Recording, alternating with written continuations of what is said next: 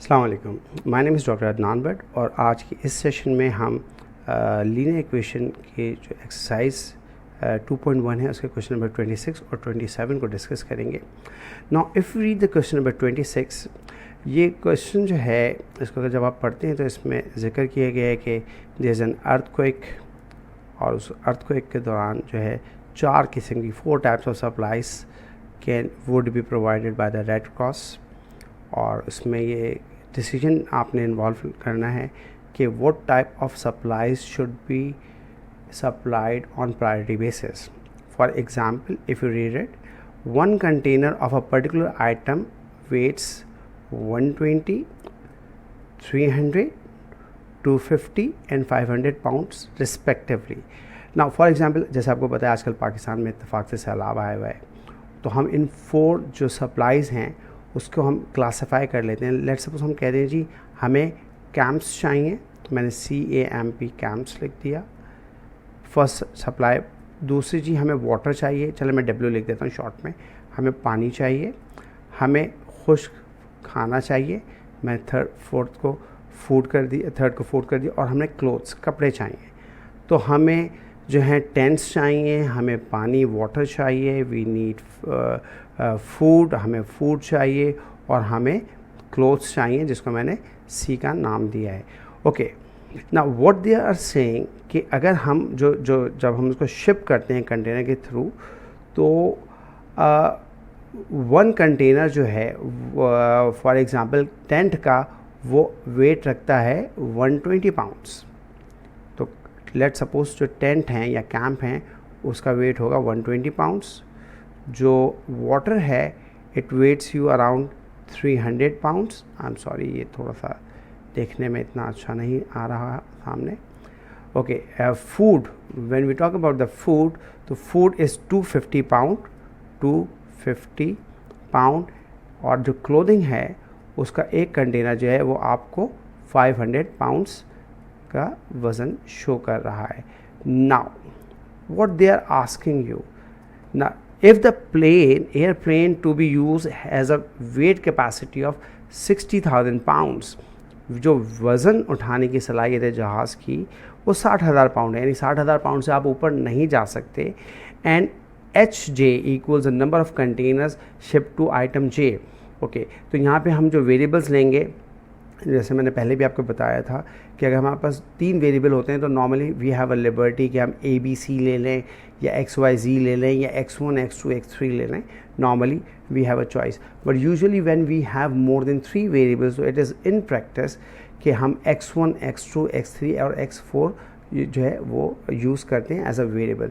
Now तो we are having X1 which is representing the number of container of camps, X2 is representing the number of containers of water, X3 is representing the number of container of food, and the X4 would be the number of container of clothing। और total हमारी जो capacity है वो 60,000 है। now it is 60,000। तो जो equation बनेगी वो बनेगी 120 X1 plus 300 X2 plus 250 X3 plus 500 X4 is equal to 60,000।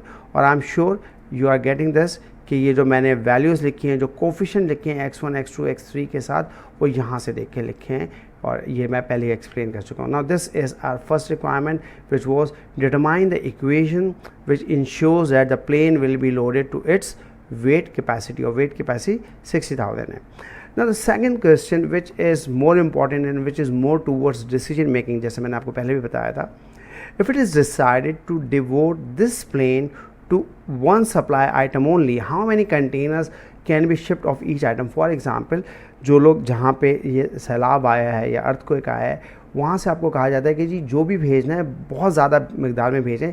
If you are sending in small quantities तो we are not able to distribute. तो ये डिसाइड किया जाता है कि जी जो भी आएगा वो भरपूर मकदार में आना चाहिए। And now what you are looking for कि if we go for only tents, only water, only food और ओनली क्लोथिंग, तो what can be the maximum number of containers we can send. Okay जी, तो इसकी philosophy ये है कि अगर आप ये चाहते हैं कि आपके पास सिर्फ जो आइटम्स जाएं वो सिर्फ जो है टेंट्स हों, यानी x1 हो, तो आपने क्या करना है, आपने बाकी सबको x2 को आपने 0 रखना है, x3 को आपने 0 रखना है और x4 को आपने 0 रखना है। तो रिमेनिंग इक्वेशन जो बनेगी वो बचेगी 120x1 is equal to 60,000. It is 60,000. Okay, now I'm sure you understand this कि जो 120 है ये x1 से यहाँ मल्टीप्लाई हो रहा है, बल्कि यहीं कर लेते हैं, तो ये 120 यहाँ पे आके डिवाइड हो जाएगा, और जब ये 120 यहाँ से डिवाइड होगा तो जब इसको कैंसिल करेंगे कैलकुलेटर पे तो you are getting 500 as a answer. It shows कि अगर मैं ये डिसाइड कर लूँ कि मैंने सिर्फ टेंट्स भेजने हैं तो मैं 500 कंटेनर टेंट्स के भेज सकता हूँ according to the weight capacity. Now for example if we decide कि नहीं यार हमने तो फूड भेजना है, सॉरी ये वाटर था, एक्स2 वाटर भेजना है हमने, तो जब हम वाटर भेजना चाहेंगे तो हमें बाकी सबको 0 रखना होगा और जो रिमेनिंग इक्वेशन बचेगी वो बचेगी 300x2 is equal to 60,000,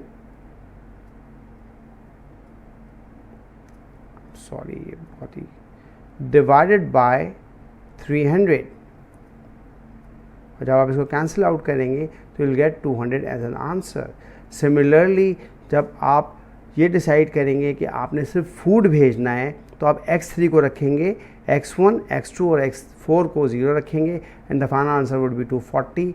and similarly in the same way if you go for only clothing तो आपने इन तीनों को 0 कर देना है।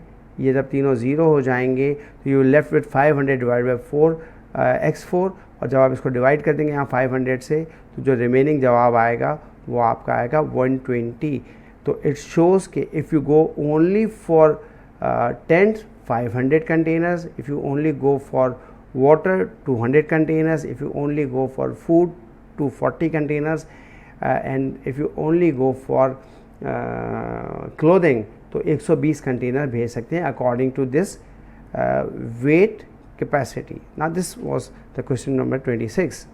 Now if you move to question number 27, question number 27 जो है वो 26 का ही जो है आप समझ लें कि आगे की चीज़ है। फॉर एग्ज़ाम्पल इसको थोड़ा सा क्लियर कर दूँ आपके लिए, एक मिनट मुझे दीजिएगा जी। Now this is, now if you go to the 27 में कह रहे हैं जी कि वही बिल्कुल सिनेरियो है। Now you have another constraint and the constraint is the capacity constraint, the volume constraint, क्योंकि जब आप कंटेनर भेजते हैं तो कंटेनर में वेट के साथ साथ एयरप्लेन में आपको वॉल्यूम का भी ख्याल रखना है। नाउ फॉर एग्ज़ाम्पल सिमिलरली आपके पास, आपको याद होगा अभी मैंने जिक्र किया था कि पहला आपके पास जो है वो टेंट्स हैं, दूसरा आपके पास वाटर है, तीसरा आपके पास जो x3 है वो फूड है, और जो लास्ट वन है वो क्लोथिंग है। ओके, तो जो आपका टेंट का जो वो है प्रोडक्ट, उसकी जो पर कंटेनर जो वॉल्यूम है वो 30 क्यूबिक फीट है, वाटर का 60 क्यूबिक फीट है, फूड का 50 क्यूबिक फीट है और क्लोथिंग का 80 क्यूबिक फीट है। Now what they are saying in the requirement number 1 A, determine the equation which ensures that the volume capacity of the plane is filled exactly. Now you have to think about your volume capacity. So similarly जैसे हमने we solve it in question number 26, in the same way we are going to solve this question. आपके पास जो plane की volume capacity है वो 15,000 cubic fit है, तो 15,000 cubic fit यहाँ आ गया। आप आई एम श्योर आप यू कैन अंडरस्टैंड कि 20x1 60x2 plus 50x3 80x4 is equal to 150,000. This is our first requirement. Like we did in question number 26, the same thing कि if you decide कि यार एक आपने आइटम भेजना है लोगों की मदद करने के लिए, तो जब x1 को हम रखेंगे तो ये तमाम चीज़ें ज़ीरो हो जाएंगी, ये तमाम चीज़ें ज़ीरो हो जाएंगी। तो यहाँ ये 15,000 जो है ये 300 से डिवाइड होगा और यू विल गेट 500। सिमिलरली जब आपने x2 करना होगा तो आप x1 को 0 कर देंगे, x3 को 0 कर देंगे, x4 को 0 कर देंगे और ये 15,000 जो है 60 से डिवाइड करेंगे। ये कुछ इस तरह से हो जाएगा। आई am sure it's very easy now for you, लेकिन मैं आपके लिए एक दफ़ा दोबारा कर देता हूँ। 15,000 डिवाइडेड बाई 60 और ये 60 किसको रिप्रेजेंट कर रहा है? ये x2 के कोफिशिएंट को रिप्रेजेंट कर रहा है और ये इज़ इक्वल टू x2, ये आपका x2 के बराबर हो गया। जब 50,000 x2 से डिवाइड होगा यू विल गेट 250।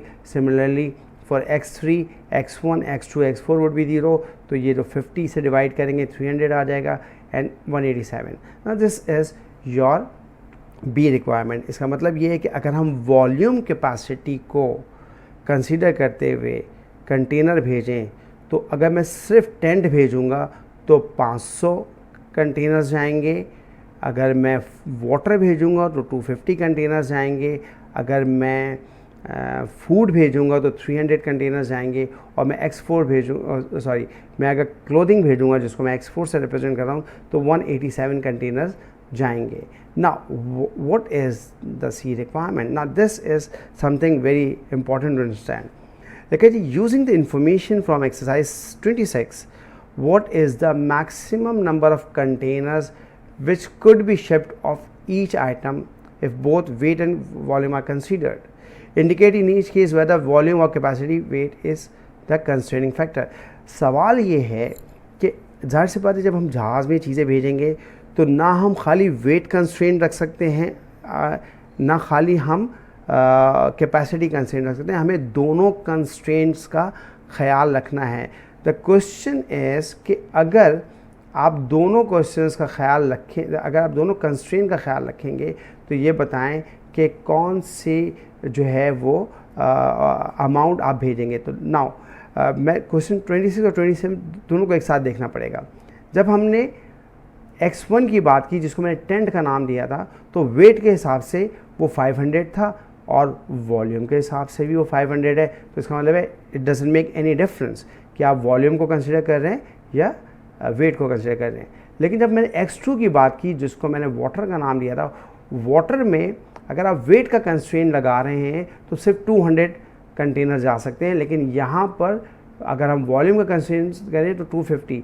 तो रूल देखिए, याद रखिएगा, lower value would be added, क्योंकि आप 250 कंटेनर वॉल्यूम में लगा तो सकते हैं, वो एडजस्ट कर सकते हैं, लेकिन क्योंकि वेट कंस्ट्रेंट इजाज़त नहीं दे रहा तो यहाँ पर जो है वेट कंस्ट्रेंट जो है वो इम्पॉर्टेंट है और जो वॉल्यूम कंस्ट्रेंट है वो जो है सी रिक्वायरमेंट के हिसाब से 2 के लिए काम नहीं कर रहा।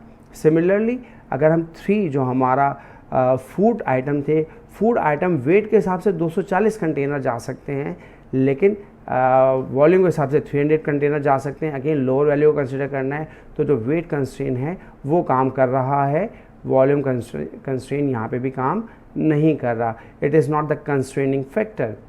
सिमिलरली अगर हम बात करते हैं डी की या x4 की, x4 में हमारे पास क्लोथिंग थी, 120 कंटेनर हम वज़न के हिसाब से भेज सकते हैं, 187 कंटेनर 0.5 कंटेनर हम भेज सकते हैं वॉल्यूम के हिसाब से। अगेन यहाँ पे भी वेट कंस्ट्रेन ही आपका कंस्ट्रेनिंग फैक्टर है।